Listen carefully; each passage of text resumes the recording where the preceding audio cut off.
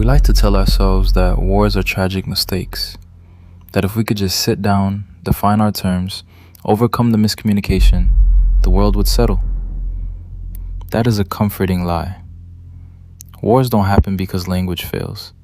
They happen because underneath our vocabulary, opposing forces were never reconciled in the first place.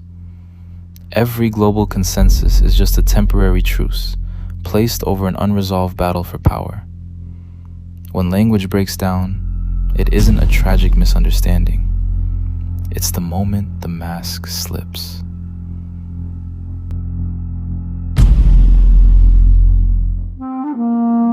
In the 3rd century BC, in Alexandria, 72 scholars translated the Hebrew scripture into Greek, locked in separate rooms, no contact, no discussion.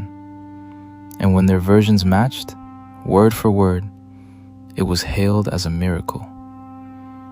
Not because language works, because everyone secretly knew that imposing a single vocabulary over vastly different worlds requires divine intervention or divine force.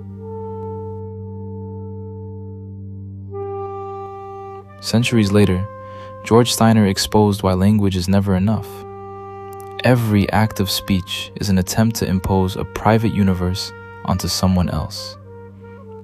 Words aren't neutral bridges. They are territory we try to occupy.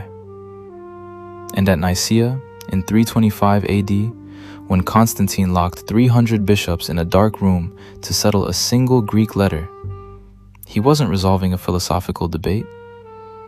He brought 300 blind elephants into a chamber, each one driven by centuries of raw, uncompromising conviction, and used imperial power to force them into a single line. Alexandria manufactured a myth of unity. Steiner proved that language can never bridge the abyss. And Nicaea showed us what always happens when the vocabulary runs out.